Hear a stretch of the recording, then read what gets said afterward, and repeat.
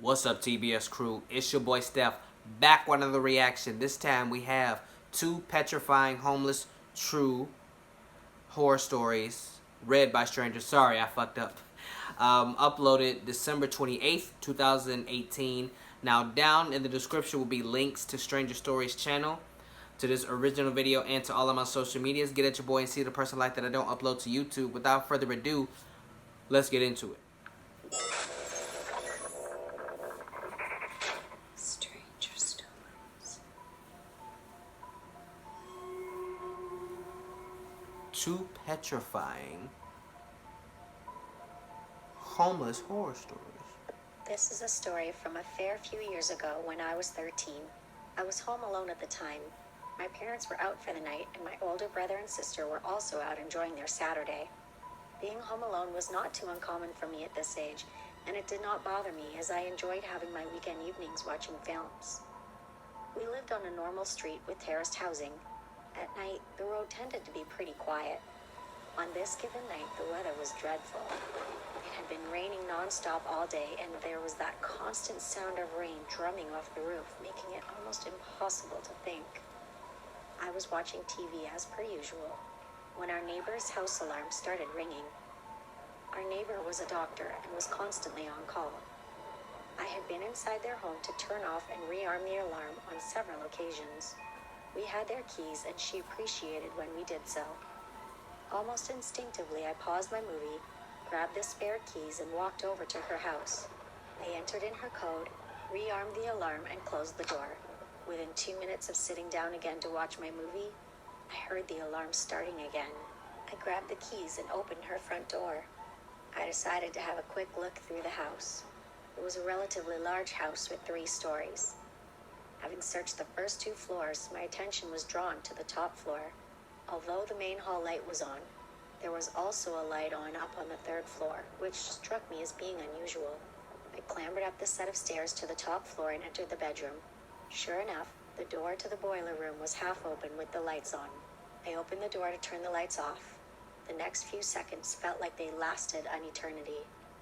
As I opened the door, I was met with the bronze shiny side of the boiler, but it was what I caught a glimpse of in the reflection that gave me trouble sleeping for a few years afterwards.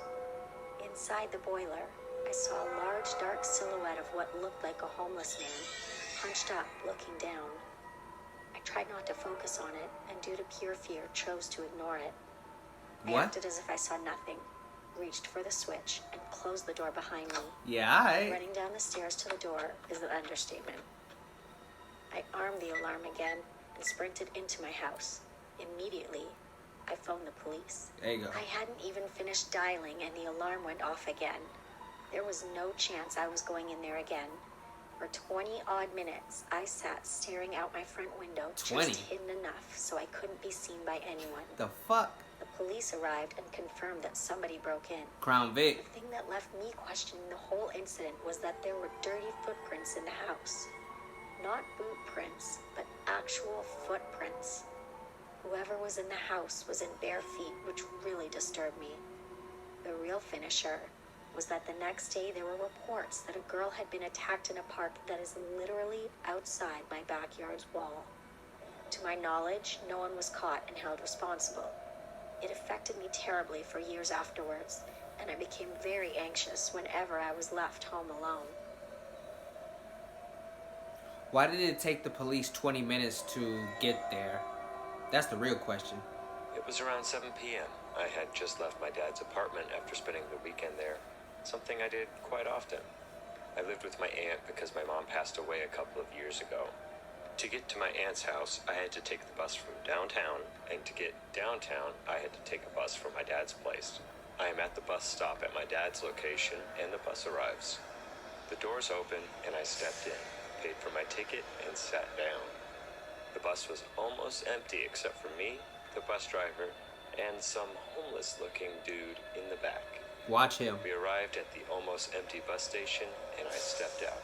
I knew I had to wait around 20 minutes for my bus to arrive, so I decided to go into a store that was just on the opposite end of the station. What's with all these 20-minute When I waits? came out of the store, the bus station was now completely empty, except for one person who was standing in the middle of the street staring at me. I don't like I got that. a little creeped out by this, but didn't think much of it, thinking he was probably just drunk or high. Next to the store is a small one-room building that is used as a waiting room, so I decided to go in there and wait. I sat down and pulled out my phone. From the position I was sitting in, I could scope out the entire bus station and see everything. Right. I was looking down at my phone, glancing up every few minutes to see if my bus had arrived. About 5 minutes had gone by when I glanced up and was shocked to see that the guy from earlier was still standing in the exact same position, still looking right at me. In the middle of the A few street? minutes went by, and I looked up once again. The guy in the street was now gone. I figured his bus must have came No. and he got on. But the weird part was that I didn't hear any bus. Watch that. I glanced at the clock on my phone and saw that it was time to go. When I came outside, I looked around and saw that someone was standing about 13 feet away from me, with their back facing my way. I felt a bit uneasy, but decided to find out if the person needed help. No. I called out, "Hello?" and "Excuse me," but there was no response. That's not my problem. What I decided to do next was probably the stupidest decision of my life. You're gonna touch him, aren't you? I decided to go and put a hand on the person's shoulder to get their attention. I slowly walked over, inching my way closer with every step. I Fam. was about 2 feet away from the person when he abruptly turned around. It was the man from before. Come the on, same man. homeless-looking man I had seen on the bus. He had this crazed look in his eyes, and before I knew it, he started laughing at me. I screamed and turned around to run away. I quickly looked back and saw what appeared to be a knife in his hand. You deserve I this. screamed even louder and ran as fast as I could over to the bus. No, you which, deserve it. luckily for me, had just arrived. I went inside the bus and told the bus driver what had happened. We went over to where I had seen the man earlier, but he was nowhere to be seen. I bet. This has by far been the craziest and scariest experience of my life. Luckily, I never saw him again. We all call Chicago home. No, don't say that. It was on the bus that was in the video. You would have deserved to get got in that last story. You were playing around with your life, something fierce.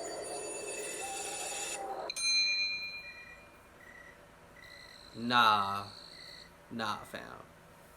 Nah. Fuck that. I just knew it, fam. I just knew that he was going to touch this person to see if they needed help or to see if, it was everything all right. I knew it. I knew he was going to do that. And at that point, you are dead to me. And whatever happens after that is just in the air. Had that man chopped you up into several pieces, hundreds of pieces, you would have deserved everything. That's no exaggeration. You would have deserved everything that happened to you because you did not see the warning signs that some fuck shit was about to occur. Like, y'all gotta start listening to y'all instincts, man. You always go with that gut feeling. Trust me. It might and will save your life. Thank you so much, guys, for watching my video. If you enjoyed the reaction, leave a like, a comment, and share the video. And if you really liked it, subscribe to the channel and tap that bell icon so you will get notified every time your boy Steph drop new content, which I do 7 times a week. That is all I got for y'all this time around. Your boy Steph is out.